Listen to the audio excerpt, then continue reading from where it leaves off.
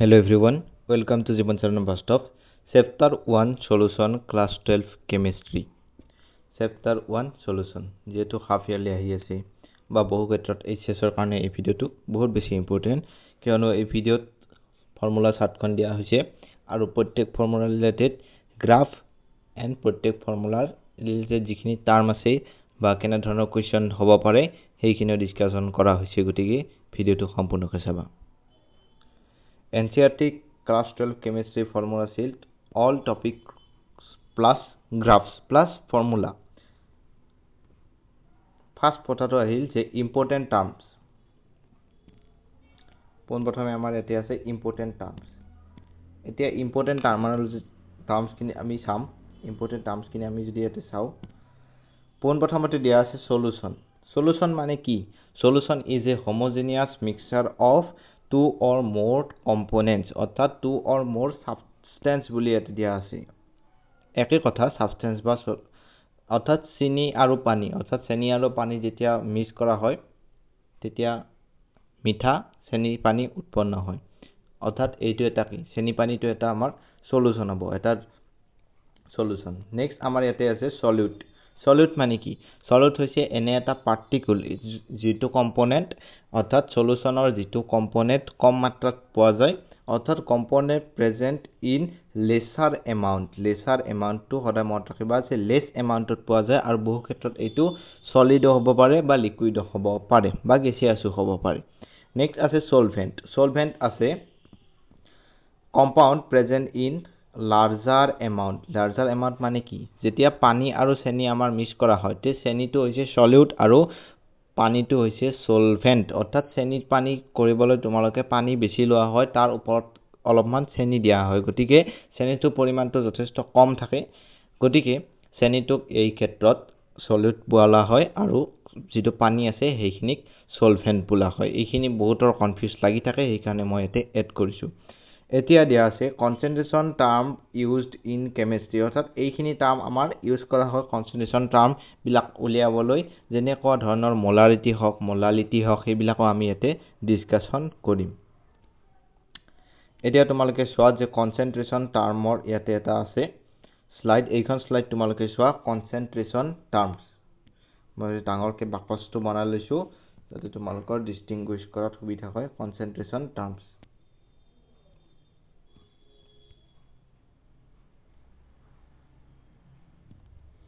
ইয়াত এতিয়া তোমালোকে চাবা যে কনসেন্ট্ৰেশন টাৰ্মৰ ক্ষেত্ৰত প্ৰথমে আছে মাস পার্সেন্টেজ অর্থাৎ মাস পার্সেন্টেজ মানে কি মাস অফ সলিউট বা মাস অফ সলিউশন অর্থাৎ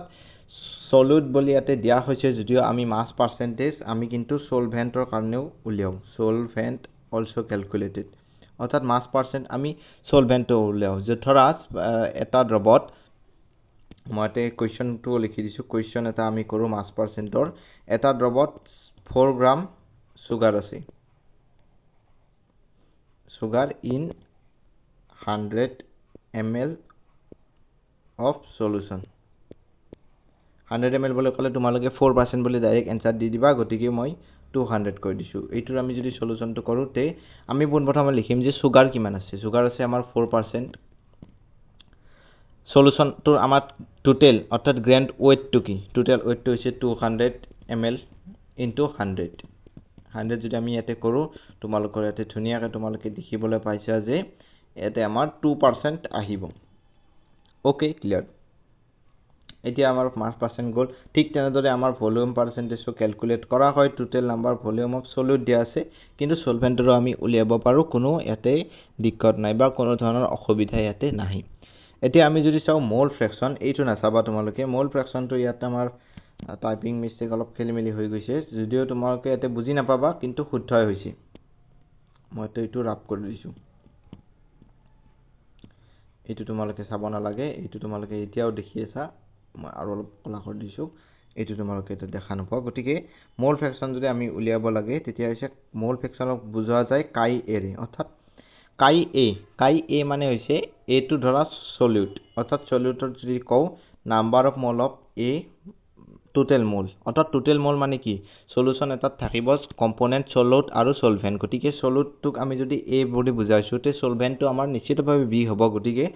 solute plus solvent or mole to hoise total number of mole eto chi a ahile aru thik tenodore chi b uliaba para monot rakhiba je chi a plus chi b is equal to 1 অর্থাৎ ইয়াৰ ক্ষেত্ৰত যদি আমাৰ তিনিটা কম্পোনেন্টৰ দ্বাৰাও যদি solution এটা হৈছে অৰ্থাৎ সলিউশনৰ ডেফিনিশনটো কি আছিল solution is a homogeneous mixture of two or more than two substance অৰ্থাৎ মোৰ দেন টু কম্পোনেন্টস অৰ্থাৎ সলিউশন এটা চাৰিটা পদাৰ্থ চাৰিটা কম্পোনেন্টছৰ দ্বাৰাও আমাৰ গঠন হ'ব পাৰে বা সলিউশন এটা আমাৰ বেসিক্যালি আমাৰ দেখা যায় যে এই চেপ্টাৰত আমি বেসিক্যালি আলোচনা কৰো যে বেসিক্যালি বাইনাৰি সলিউশনৰ ক্ষেত্ৰত অৰ্থাৎ বাইনাৰি সলিউশনৰ ক্ষেত্ৰত আমাৰ সলিউট আৰু সলভেন্ট থাকিব কিন্তু আমাৰ টাৰ্টাৰি সলিউশন আছে কোৱাডাৰি সলিউশন আছে গতিকে এই বিলাকৰ ক্ষেত্ৰত আমাৰ নিশ্চিতভাৱে কাই এ কাই বি কাই সি এনেকুৱা ধৰণে থাকিলেও আমাৰ ৰিজাল্টেন্ট যেটো সাম হ'ব মোল ফ্ৰেকশনৰ হেতু অলৱেজ 1 হ'ব নেক্সট যদি আমি চাও মোলাৰিটি আমাৰ ক্যাপিটেল এম এৰে বুজোৱা হয় মইটো স্ক্ৰিনখন ক্লিয়াৰ কৰি দিছো মোলাৰিটি আমাৰ ক্যাপিটেল এম এৰে বুজোৱা হয় আৰু মোলাৰিটি হৈছে number of mole of solute divided by volume of solution in litre volume on solution into litre তোমালোকে কিন্তু ইয়াতে আমাৰ সলভেন্টৰ ভলিউমটো বহু ক্ষেত্ৰত পুট কৰা দেখা যায় বা বহু ক্ষেত্ৰত আমাৰ খেলিমেলি লগা দেখা যায় বা আমাৰ মোলাৰিটিৰ ক্ষেত্ৰত আমাৰ ৰেড ষ্টাৰ অৰ্থাৎ ইটো আমাৰ ডেঞ্জাৰ মোলাৰিটি আমাৰ নম্বৰ খাই দিব পাৰে পৰীক্ষাত কাৰণ মোলাৰিটিৰ ক্ষেত্ৰত ভুল হোৱা চান্সটো অলপমান বেছি থাকে কাৰণ আমি যদি এতে চাও লিটাৰত আমাৰ সলিউশনৰ ভলিউমটো আমি লিটাৰত লিখিব লাগিব গতিকে আমি যদি এমএলত থাকে তাক আমি 1000 এৰে পূৰণ কৰিব লাগিব গতিকে এই ক্ষেত্ৰত যদি আমি বহুত ক্ষেত্ৰত আমি ধ্যান নিদিও তেতিয়া আমাৰ মোলাৰিটিত বহু ক্ষেত্ৰত খেলিমেলি হ'ব পাৰে নেক্সট আছে মোলালিটি অৰ্থাৎ মোলাৰিটি আৰু মোলালিটিৰ মাজত পাৰ্থক্য মই অলৰেডি আমাৰ চেনেলত ভিডিও বনাই থৈ দিছো তোমালোকে চাবা মোলাৰিটিটো হৈছে ডাঙৰ হাতৰ এম আৰু মোলালিটিটো হৈছে মোলালিটি হেতু হৈছে আমাৰ সৰু হাতৰ এমেৰে আমি তাক ডিনোট কৰো অৰ্থাৎ মোলাৰিটি আৰু মোলালিটিৰ ক্ষেত্ৰত সেম থাকিব সূত্ৰটো যে number of mole of solute দুটাৰ ওপৰত আহিব কিন্তু মোলাৰিটিৰ ক্ষেত্ৰত আহিব volume of solution in litre আৰু মোলালিটিৰ ক্ষেত্ৰত আহিব মাস অফ সলভেন্ট ইন কেজি এইটো হৈছে ডাঙৰ পাৰ্থক্য মোৰ লগত আৰু এবাৰ তোমালোকে চকু মুদা আৰু ধুনিয়াকৈ এবাৰ কোৱা যে মোলাৰিটি মানে হৈছে number of mole of solution divided by volume of solution in liter অর্থাৎ number of mole of solute divided by volume of solution in litre আৰু মোলাৰিটিৰ ক্ষেত্ৰত হৈছে কথাটো এনেকুৱা ধৰণৰ আৰু মোলালিটিত যদি আমি চাবলৈ যাও মোলালিটি মানে হৈছে number of mole of solute divided by mass of solvent in KG অৰ্থাৎ দুটা আমাৰ স্ট্যান্ডাৰ্ডত লিখিব লাগিব এটা লিটাৰ হ'ব স্ট্যান্ডাৰ্ড আৰু এটা হ'ব আমাৰ কেজি কিলোগ্ৰাম হ'ব এটা স্ট্যান্ডাৰ্ড ফৰ্ম অৰ্থাৎ যদি আমাৰ এই ক্ষেত্ৰত যদি ইটো যদি আমাৰ এমএলত থাকে আৰু এই মাসটো যদি আমাৰ গ্ৰামত থাকে then we have to multiply it by 1000 অৰ্থাৎ আমি ইটো যেটো টাৰ্ম আমি পাম হেতু আমি 1000 এৰে মাল্টিপ্লাই কৰিলে আমি এইটো আমাৰ লিটাৰ আৰু স্ট্যান্ডাৰ্ড ফৰ্মত আমি কিলোগ্ৰামত পাই যাম ওকে গতিকে মোলাৰিটি আৰু মোলালিটি ক্লিয়াৰ নেক্সট আছে হেনৰিজ ল কি হেনৰিজ ল মানে হৈছে তোমালোকৰ এতে যে প্ৰেসাৰ exerted by solution the vapor molecules is directly proportional to the mole fraction of gas in liquid এইটো যদি আমি চাবলৈ যাও p = kx into chi অৰ্থাৎ chi মানে হৈছে mole fraction এইটো x নহয় এইটো chi হ'ব তাৰপিছত kh হৈছে হেনৰিজ ল কনস্ট্যান্ট আৰু এইফালে যদি আমি গ্ৰাফডাল চাও এইফালে যদি আমি গ্ৰাফডাল আকো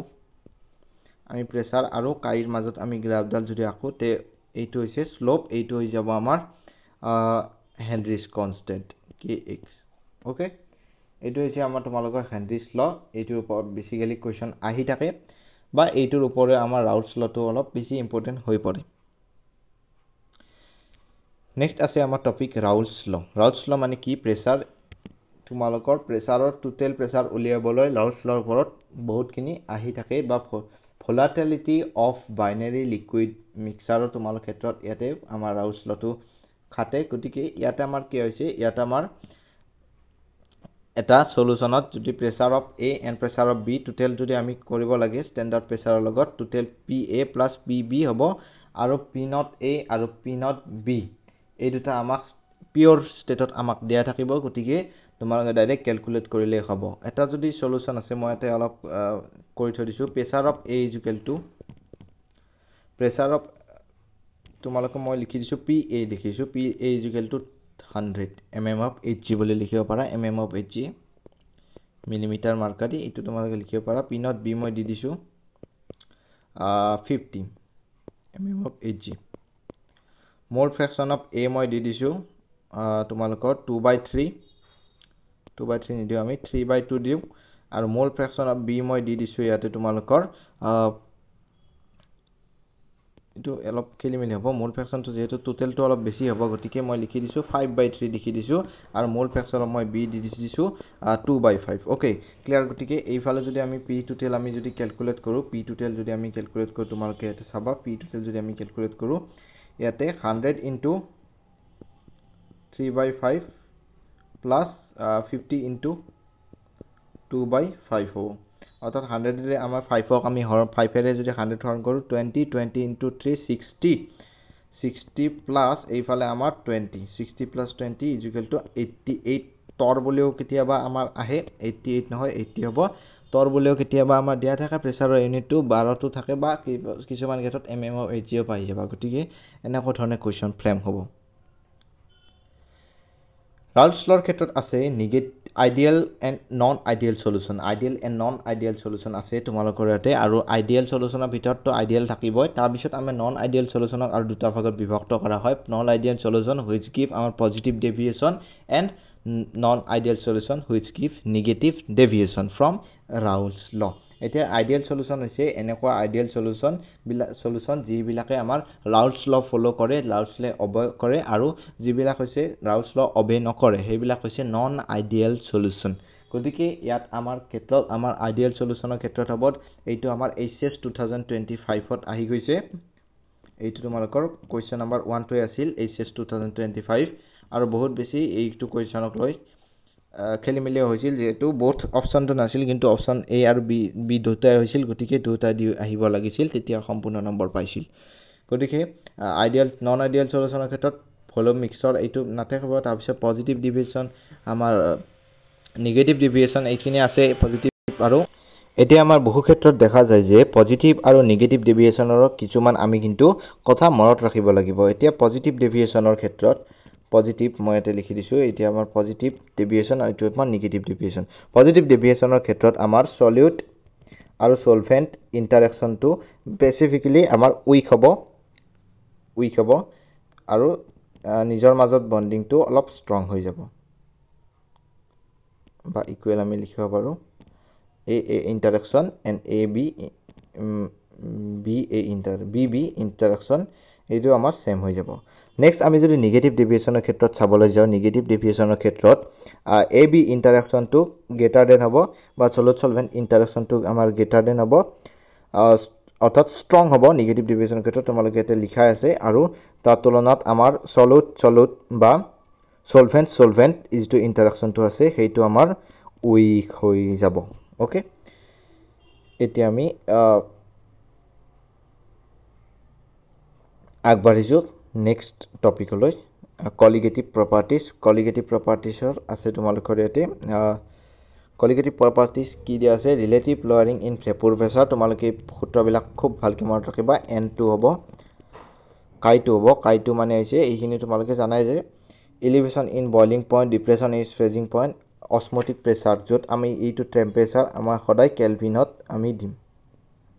আৰু বেছিভাগ ক্ষেত্ৰত তোমালোকৰ মনত ৰাখিবা 27 ডিগ্ৰী সেলসিয়াস থাকে তাৰ ক্ষেত্ৰত আমি 300 কেলভিন আমি ইয়াতে লওঁ ওকে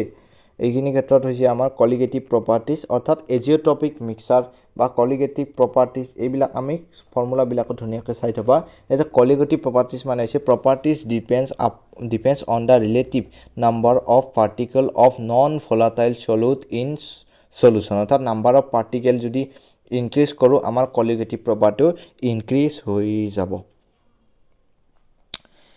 এতিয়া আমি ইয়াত চাম যে ভেন্ট হফ ফেক্টৰ এই মানে চেপ্টাৰটোৰ last topic van't Hoff factor আমাৰ হৈছে ভেন্ট হফ ফেক্টৰ মানে